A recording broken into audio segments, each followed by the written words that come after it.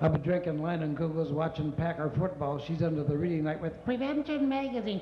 You know, Larry, it says here in Prevention Magazine, if you just take a half an hour walk every night after dinner, it would improve your sex life.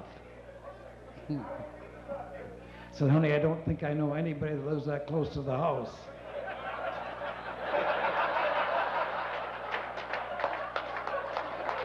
When I die, and it might be tonight right here on stage, when I die, I want people who knew me personally to say, have you heard? Larry Heagle died.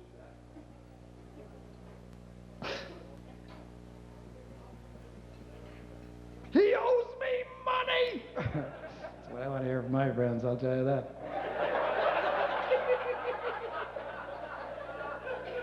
If you're married, you all know this. Married people never speak to each other in the same room. It's always this disembodied voice somewhere else in the house, usually while you're flushing the toilet. Here's what I get from my new wife, right? Larry, did you know the cat threw up?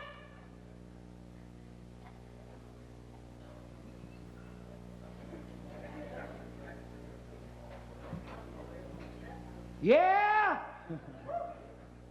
Why didn't you clean it up? I didn't know if she was done yet or not.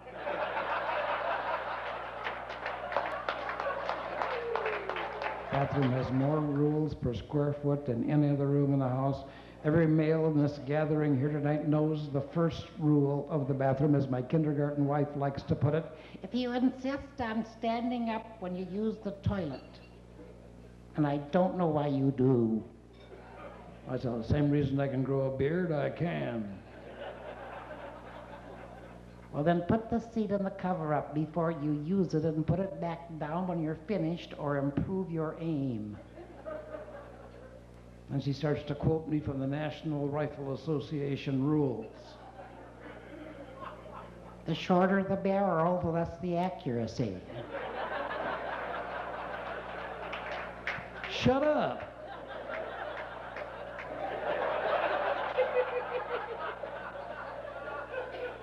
I should tell you this about my wife. She's the kind of woman that can sleep anytime, any place, any stress level. I don't care what's going on. She's going to sleep. She's out in 2 minutes max. We can have knockdown, drag-out arguments in bed.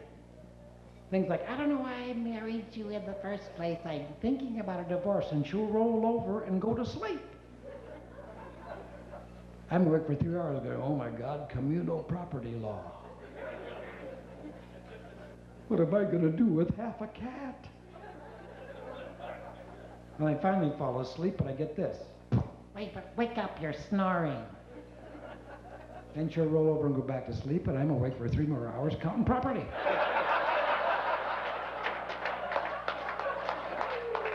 But I have a radar detector. It gets XKKA and laser. I figure I had it covered. It doesn't get instant on, which is what the Wisconsin State Patrol was using going the other way. And they turned around just for me, and I thought that was really special. I knew I was in trouble. My license plate is Laughs. Laughs. On the right side of my bumper, I have a bumper sticker that says Question Authority. On the other side, I have a bumper sticker that says Bad Cop, No Donut.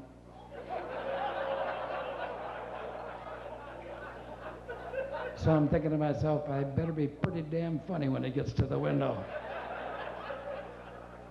Which he did. I said, good afternoon, officer. I know exactly why you stopped me. You wanted to sell me a couple of tickets to the policeman's ball. He said, sir, I'm a Wisconsin State Patrolman. We don't have balls.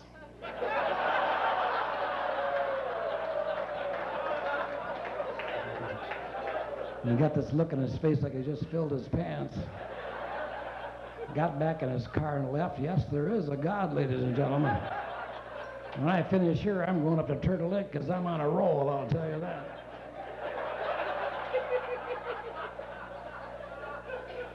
So I'm at the Midway in Wausau, They gave me something I'd never seen before. A little extra in the room was a clear plastic bag with a Midway Motor Lodge logo, and on the bottom it said, "For your swimsuit."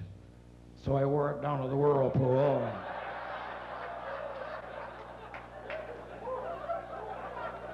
Turned a couple of heads, I'll tell you that.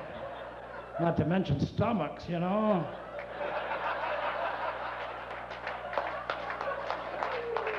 So I got a white bass and I got a smallmouth bass and a stringer, and I didn't check the damn rules. I figured they were the same as last year. They gave me the rule book. I said, yeah, I read that last year. Toilet paper, right?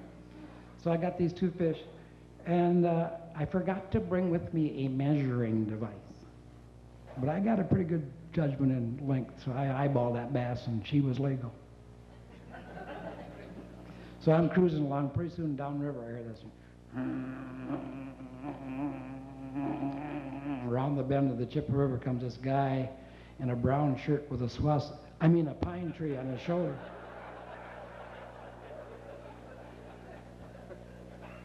He pulls up to my canoe, and it was obviously not a no-wake zone because he didn't slow down until they got there.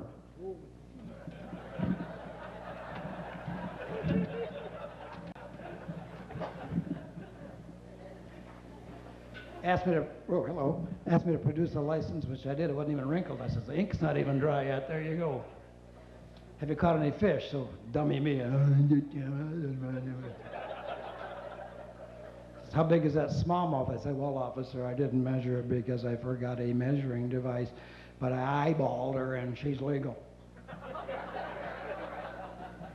He said, yeah, what's legal on the Chippewa? I said, 12 inches. He said, no, it's 15.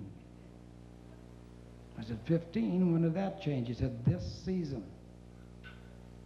Oh. What's the fine? He said, $128. Oh. I said, well, I suppose you want to measure it. Yeah, he wanted to measure it. And guess what? He had a measuring device with him. So he measured it. It was 14 3/4 inches long. I said, give me that damn thing. Well, that didn't work. So I saw him go for it. Not the gun, that carbon paper thing in the back. I knew it was coming, so I thought I'd beat him to the punch. I said, I understand that you have to write me a ticket because ignorance is no excuse for breaking the law, so you go ahead and write me a ticket for $128, to which the warden replied, I think you knew what you were doing. I think you just thought that you were going to get away with it. Oh boy, an attitude. I guess it wasn't good enough. I was wrong. I had to be wrong the way he wanted me to be wrong. So he wrote the ticket, and when he handed it to me, he said it yet again for effect. He said, I think you knew what you were doing. I just think you thought that you were going to get away with it. And he cruised off. I went the next day and paid the fine at the courthouse and didn't think anything more about it more than 15 to 25 times a day. And 2 years went by. And one day I'm sitting in my office and I get a call from the Wisconsin Department of Natural Resources, Madison, Wisconsin. Would you like to entertain at our state convention?